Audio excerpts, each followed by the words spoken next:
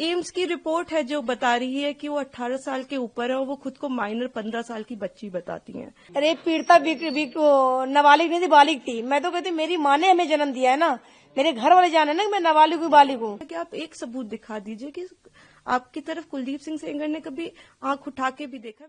Call करके धमकी नहीं आती, धमकियां सामने से आ रही हैं। सामने से पैरोकारों को जो मेरे कागज में मेरे साथ खड़े होकर लड़ाई लड़ रहे हैं, उनको भी धमकी आती सामने से। अपील में हमने सारे फैक्ट्स फाइल किए हुए हैं। उन्होंने अपनी टाइमिंग 3 बार बदली है। पहले उन्होंने कहा दोपहर 2 बजे, फिर उन्होंने एक मीडिया स्टेटमेंट दिया, उन्होंने कहा नहीं 2 बजे नहीं हुआ, शाम को 6 बजे हुआ। ये उन्होंने ऐसे इसलिए किया क्योंकि ऑलरेडी एक फोटो है मेरे पिता की कि वो मम्मी के साथ एक इवेंट में मौजूद है 2 बजे। फिर फाइनली उन्होंने जब FIR लॉन्च की उसमें समय बदल दिया, 8 से 8:30 कर दिया। रिकॉर्ड पे है कि जो मेरे फादर की लोकेशन है, वो जो अलेज कर रही है जो जगह, उससे 17 किलोमीटर दूर मेरे फादर की लोकेशन है। वो खुद उस वक्त फोन पे बात कर रही हैं जिस वक्त उन्होंने ये टाइमिंग अलेज की है। तो इतने सारे सबूत होने, एम्स की रिपोर्ट है जो बता रही है कि वो 18 साल के ऊपर है और वो खुद को माइनर 15 साल की बच्ची बताती हैं।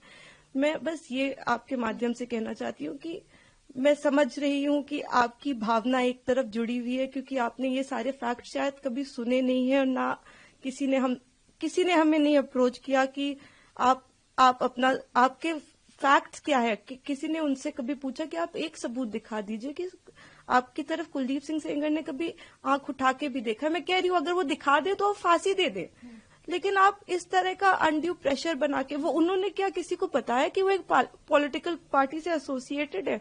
2022 में उनकी मां ने विधानसभा का चुनाव लड़ा हुआ है उन्नाव से। ये सब चीजें वो नहीं बताएंगे क्योंकि वो सब चीजें उनके नैरेटिव को सूट नहीं करता।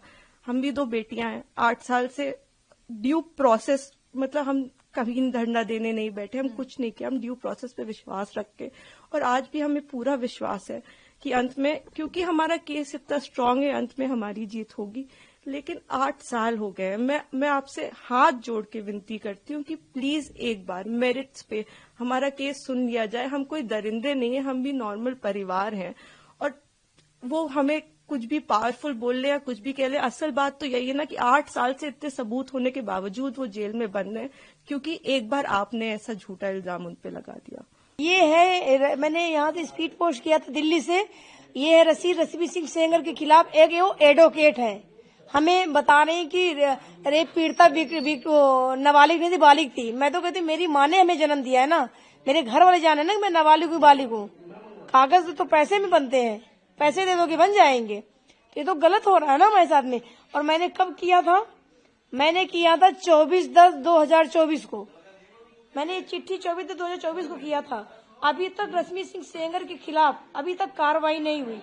माखी की पुलिस नहीं कर रही है, और मेरे पति की भी उनके फेसबुक आईडी से निकाल के वीडियो फोटो डाले जाए, गलत है, पहचान है, ताकि मेरा पति आगे ना कमा सके और हम लोग मर जाएं। तो मेरे बच्चे कहाँ जाएंगे? तो गलत हो रहा है ना। इनके सबके ऊपर कार्रवाई मैं अपने योगी आदित्यनाथ जी से, महाराज जी से यही गुहार लगा रही हूँ कि इनके सबके ऊपर कार्रवाई करें और CBI की जांच कराएं, ताकि ये रेप विक्टिम की फोटो क्यों रिलीज की जा रही है। एक खतरा महसूस हो रहा, मुझे मार देने का पूरा प्लान बन गया कि फोटो से ऐसे पहचान नहीं होगी तो फोटो से पहचान हो जाएगी, मार दिया जाए इनको। तो ये गलत हो रहा है मेरे साथ में। ये मेरी आवाज मेरे महाराज जी तक पहुंचाई जाए ताकि गलत ना हो, मुझे सुरक्षित किया जाए ताकि मैं अपनी ताकत से लड़ाई लड़ सकूं। कुलदीप सिंह सेंगर जिस पे आपने आरोप लगाए हैं, उनकी टीम की तरफ से या उनकी तरफ से कोई? उनकी टीम की तरफ से, वो भी एडवोकेट है, नंदिनी दीक्षित नाम है, जो मेरी हस्बैंड की फोटो अपने उनके फेसबुक से निकाल के, सुप्रीम कोर्ट का ऑर्डर है ना तो किसी फेसबुक के फोटो अपने फेसबुक में शेयर कर सकते हैं, ना तो वो कर सकता है, लेकिन मेरे पति की मेरे वीडियो मेरी फोटोज मेरे आईडी से निकाल के वो अपनी आईडी में शेयर करें ताकि हम बदनाम हो जाएं। जो गुंडे लोग हैं मैं पैसे देके मरवा सकूं। तो ये बहुत बड़ा मेरे साथ अत्याचार हो रहा अभी भी।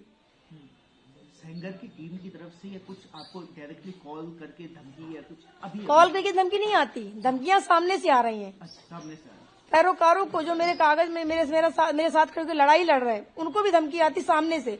फोन से कोई नहीं देगा, क्योंकि फोन से देंगे तो सबूत निकल आएगा। सामने से धमकी देके निकल जाएंगे रास्ते से। कब तक बचोगे? एक दिन तो तुमको उड़ाना ही उड़ाना है।